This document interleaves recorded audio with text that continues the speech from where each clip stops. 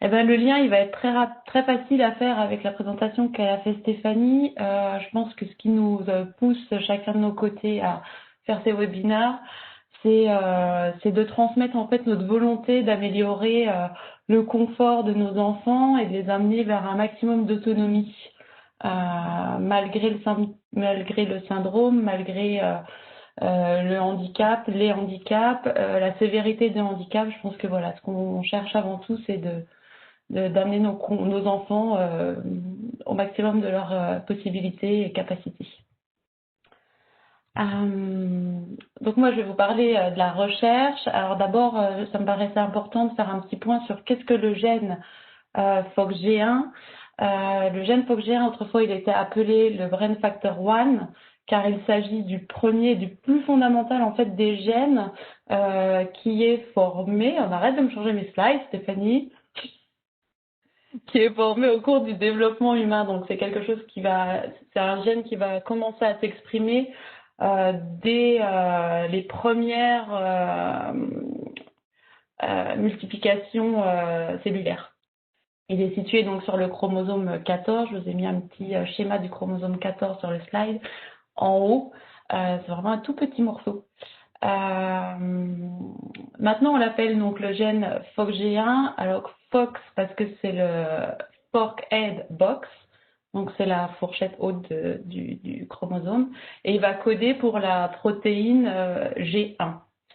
C'est un gène qui est très important, je le disais, parce qu'il est facteur de transcription, c'est-à-dire qu'il va transmettre et transformer un code en un autre code. On y reviendra, on continuera, on développera ce point-là un peu plus bas. Et c'est quelque chose qui est très important parce c'est un gène qui va contribuer au développement du télencéphale. Le télencéphale, c'est la structure embryonnaire, donc c'est de l'anténatal, qui va donner naissance plus tard au cortex cérébral. Donc le cortex cérébral, c'est plusieurs lobes en fait du cerveau et c'est surtout la partie qui contrôle la cognition, donc la marche, la parole, la pensée, la construction de la pensée.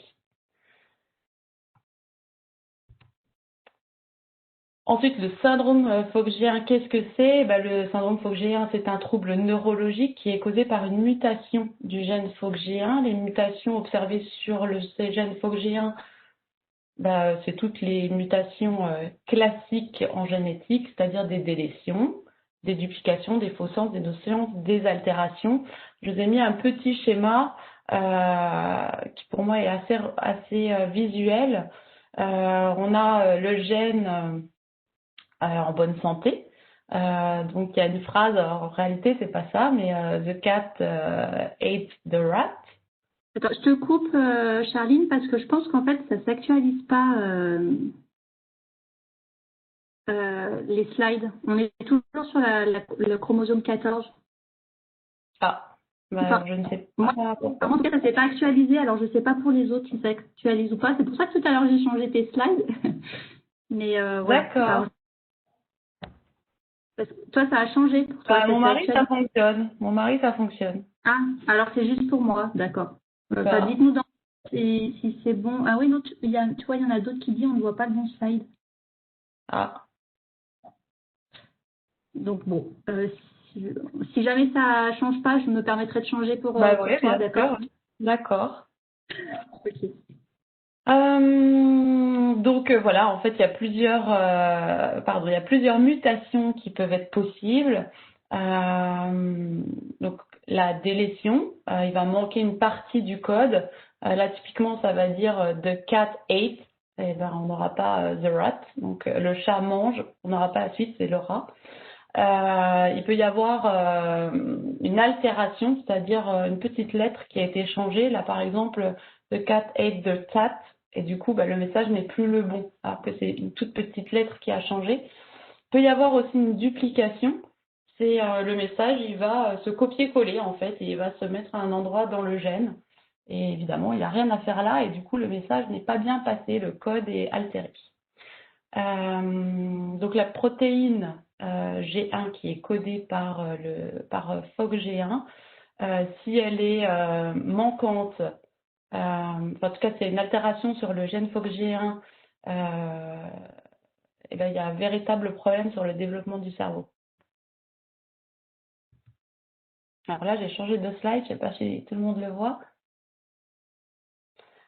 Donc en fait, ce que je voulais revenir un petit peu, parce que moi, quand j'ai commencé à creuser un peu cette problématique génétique, il y avait beaucoup de termes un petit peu barbares que je maîtrisais pas. Donc à savoir que vous avez la cellule, dans le noyau de la cellule, vous avez l'ADN. Le gène, c'est un morceau de l'ADN, donc FOXG1, c'est un morceau de l'ADN cellulaire. L'ADN, c'est deux hélices, je ne sais pas si tout le monde me voit, voilà, c'est deux hélices enfin c'est deux brins, pardon, qui vont s'imbriquer, qui vont un petit peu s'aimanter en hélices comme ça. Et cet ADN, il va être transcripté. Donc ça veut dire qu'on va transformer un code, le code de l'ADN, en un autre code. Donc, et ça va donner l'ARN. L'ARN, c'est aussi un message génétique, mais qui va être porté que sur un brin. Donc on perd l'ellipse. Et ce brin d'ARN, il va être traduit et il va générer une protéine. Donc ça, c'est quand tout va bien sur l'ADN, sur le